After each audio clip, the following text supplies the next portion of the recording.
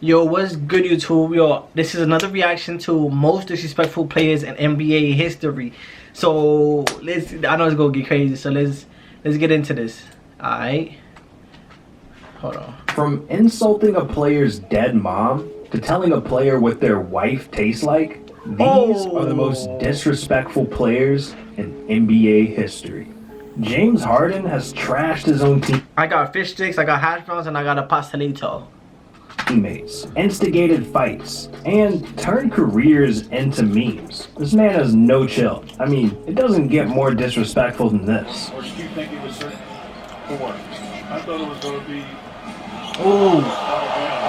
Oh, he stared at Wesley Johnson and then he hit the three. And he stared at him, bro. Harden stared at him. Look. He stopped, stared him dead in the eyes, bro, and shot the cleanest three I've ever seen. And he made it, bro. But this past year, he's gotten more disrespectful than ever. It started early in 2020 when Harden and Giannis were racing for MVP. Giannis was the team captain for the All-Star game, in charge of drafting his team.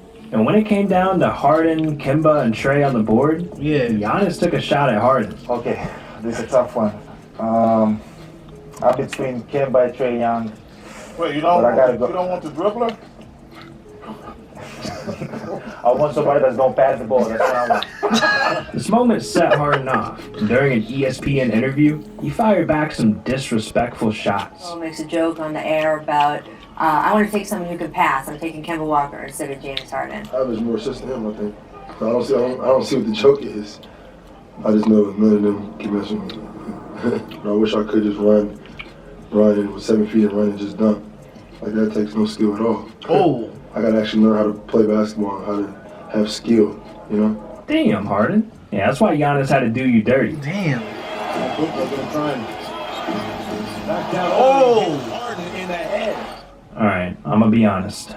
That clip happened a year before. Oh, I just had to put it in the video. Alright, man? But the point still stands. Harden has caused a lot of drama, and he didn't stop at Giannis. He started disrespecting his own team. In the playoffs last year, rumors started circulating that Harden and his teammates were getting into arguments in the locker room. So it didn't surprise anyone when Harden demanded the trade this season. But the way Harden went about it was beyond disrespectful. Instead of showing up on time to training camp, Harden was out partying with Lil Baby. And when he did show up, man, he was fatter than ever. Harden even came out and said he felt the Rockets weren't good enough and couldn't be fixed. So when his new teammate DeMarcus Cousins was asked about the situation, he brought some news to the table. The disrespect started way before, any interview.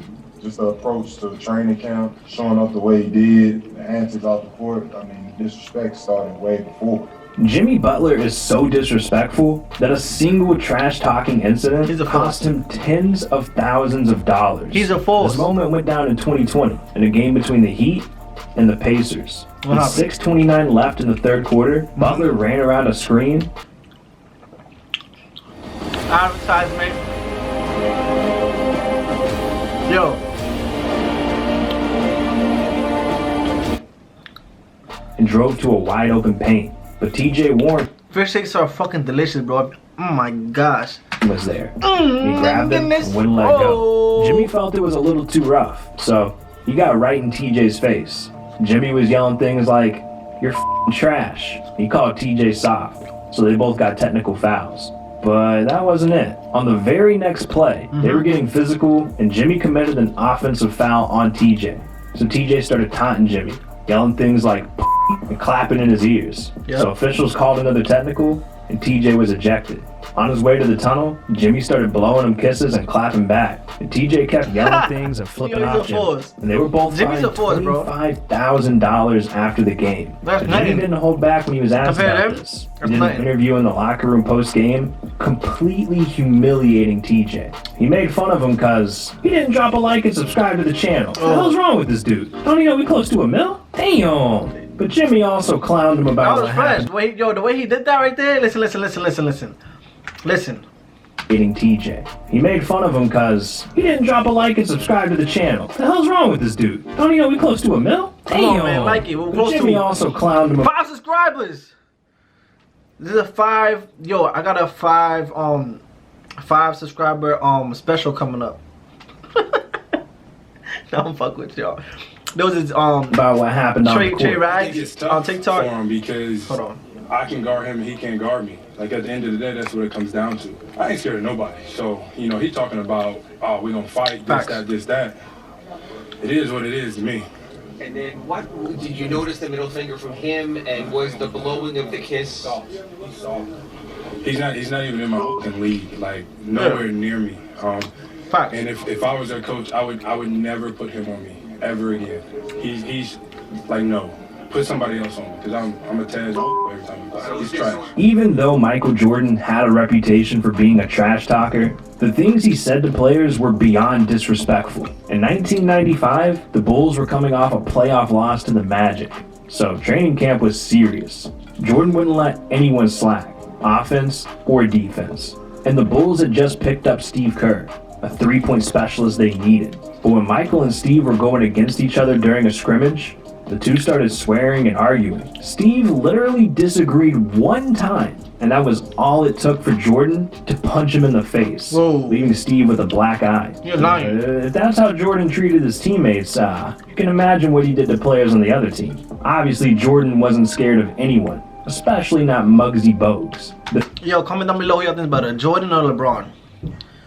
The shortest player in history at 5'3". I'm not gonna tell y'all who I think is better. I'm not gonna tell y'all who. One moment against the Bulls shattered his confidence. Advertisement. Only Verizon gives you more of the best. 5G. No skip. That's crazy. More plans you can mix and match and save. More of the entertainment you love. And the phone you want on us. All starting at just $35. Only from Verizon. Game 5 of the 1995 NBA playoffs. And the Hornets-Bulls series was tied 2-2. This game determined who went on to the next round. Okay. And the Hornets had a chance to win. Yep. Down by just 1 point, Muggsy had the ball during the biggest possession of the game, with Michael Jordan guarding him. Michael stepped back, gave Muggsy space, and yelled to him, "Shoot it, you midget." And Muggsy took the shot, but missed terribly. And the Bulls won 85-84 to eliminate the Hornets. He didn't say that. And this loss humiliated He didn't Muggsy. say that. What Jordan said to him kept him up at night. He didn't went say from that. averaging 10 points per game to only 5 after this. And eventually, he admitted that play against Jordan ruined his career. LeBron doesn't trash talk much, but if you come at him, he's not going to hold back. One of the best examples of this was back in 2008 between LeBron and Deshaun Stevenson. Early in the year, the Wizards beat the Cavs. And Deshaun took that as an opportunity to take a shot at LeBron.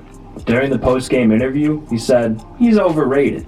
And you can say I said that. A few months went by and things were quiet until the playoffs came around. The Cavs and the Wizards were facing off for the 3rd straight year. And LeBron was known to come in and dominate Washington, averaging around 32 points, 6 assists, and 8 rebounds against them. And the Wizards knew their defense wasn't enough to stop him. So that's where Deshaun Stevenson had some value, to try and get in LeBron's head. But that didn't work at all. LeBron was asked about Deshaun's quote earlier in the year, and he said, "With Deshaun Stevenson, it's kind of funny. It's almost like Jay-Z responding to a negative comment made by Soulja Boy.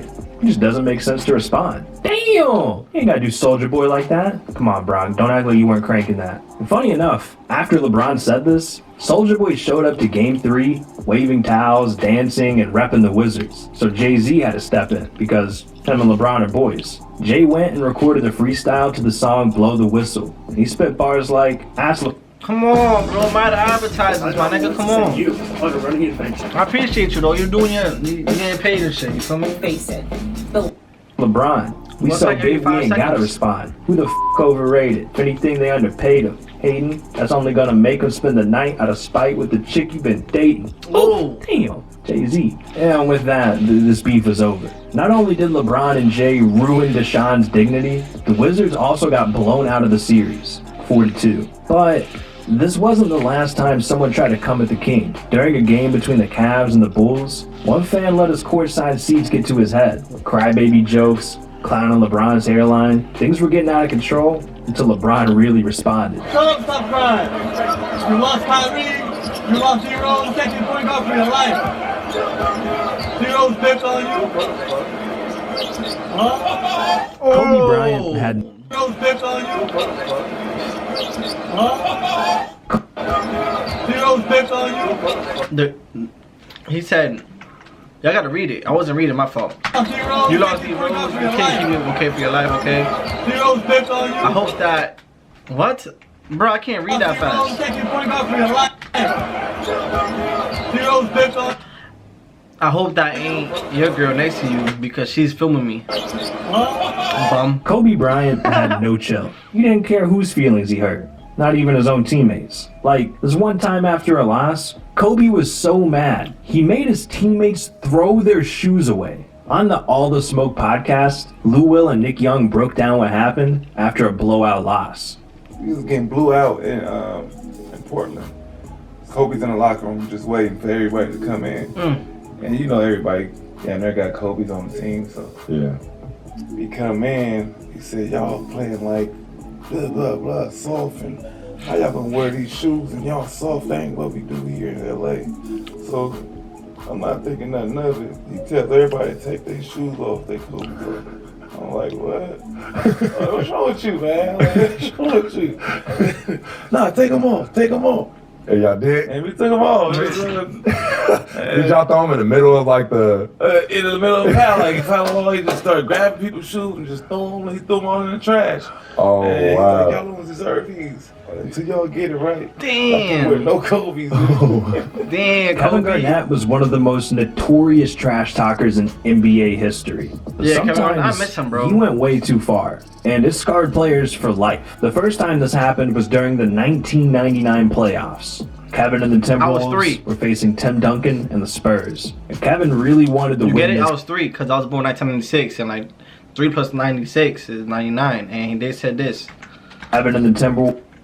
The first time this happened was during the 1999 And he said 1999, you know, so I was 3. playoffs. Kevin and the Timberwolves were facing Tim Duncan and the Spurs. And Kevin really wanted to win this series, so he tried anything to get in Tim Duncan's head. And on this particular game, it was Mother's Day. Unfortunately, Duncan's mom passed away from breast cancer 9 years earlier, one day before his 14th birthday. So Kevin saw his opportunity, and he took it. As Duncan lined up for a free throw that game, Kevin yelled at him, "Happy Mother's Day, mother." Jesus, man. Oh my God. If you're a gamer, this can get you awesome deals on gaming. He didn't say that, bro. Shopping is a free extension. Did that he helps miss the free you throws, snag though? deals. Obviously, Tim Duncan hated Kevin for this, but he never responded to nonsense on the court. Instead, Duncan made sure to circle the games against Kevin on his calendar and go all in for a win each That's time. crazy, But this bro. wasn't the only time Kevin did something nasty to a player. Kevin Damn, Garnett bro. was Joakim Noah's childhood idol. And in 2007, Joakim was a rookie, so this was the first time that he got to meet his idol in person. Before the game, Joakim walked up to Kevin and said, "Man, KG, I had your poster on my wall. I looked up to you, man." And Kevin responded saying, "F you, Noah," and walked away. Yeah, Joakim was crushed, and from that point on, he hated Kevin. But hey, at least Kevin didn't hook up with his wife like he did to another player. That moment came in 2013 between Kevin Garnett and Carmelo Anthony. They were playing a physical game in You're Madison lying, Square bro. Garden, and eventually, things went too far. The two were getting tangled up, yelling at each other's faces, and got technical fouls. He really fucked his In wife? the middle of the scuffle, Garnett yelled to Melo saying, "Hey, your wife tastes like Honey Nut Cheerios." Whew. Oh, damn. And Carmelo took this personal. Well, he's probably just talking After the shit. game, he showed up to the Celtics locker room and yelled at Kevin through the door. Then followed him to their team bus, and the situation got out of control. 5 NYPD officers, arena security, and Knicks coach Mike Woodson had to come separate them. And after this, Carmelo said, "I lost my cool. It's just something you don't say to another man." Kevin Durant has been known for his Twitter fingers, but on the court, he's as savage as they come. One moment came back in 2011 between the Thunder and the Heat. In the first quarter, Kevin and Chris Bosh started jawing at each other and they got technicals. Chris But the Bosh? situation started from a conversation between Kevin and James Harden. Chris Bosh broke it down and said, "I think he was telling Harden to dunk on me." I expressed that no, he's not gonna dunk that, and it just kind of went back and forth. But, Kevin took the situation personally, like he always does. So he came at Bosh recklessly in the post-game interview, saying, "I'm no punk. I wasn't even talking to him first off. He decided to butt in, and I'm not just gonna let that slide. He's on a good team now, so he thinks he can talk a little bit. There's a lot of fake tough guys in this league, and he's one of them. Maybe Kevin should have stayed quiet." I mean, after all, the Heat dominated the Thunder in the next year's finals where things mattered the most. And eventually, Kevin got a great team of his own, teaming up with the Warriors. And he pretty much turned into Chris Bosh based on what he said before. Goddamn. Kevin and Draymond were teammates for years, so he witnessed the trash talking firsthand. And Draymond talked about him saying, KD makes you feel bad about yourself, that you ever talk junk. It's the funniest thing in the world, especially when you got legends like Shaq constantly disrespecting NBA players. I mean, Shaq is so disrespectful, he's been in Twitter beefs with damn near everyone. He's been in rap battles. Even his mom had to get him to chill out. Wait, you want to hear more about that? Well, click on this video right here. These are the times that Shaq disrespected NBA players. Listen. Click on this video. Even his mom had to get him to chill out. Wait, you want to hear more about that? Well, click on this video right here. Yeah, it's obviously over. But yo, that's crazy. The most disrespectful players in NBA history. I know there's more and shit. I know there's more. But yo, I'm gonna keep reacting to all these type of videos, yo. So send me links, y'all know. So alright, yo. See you on my next video.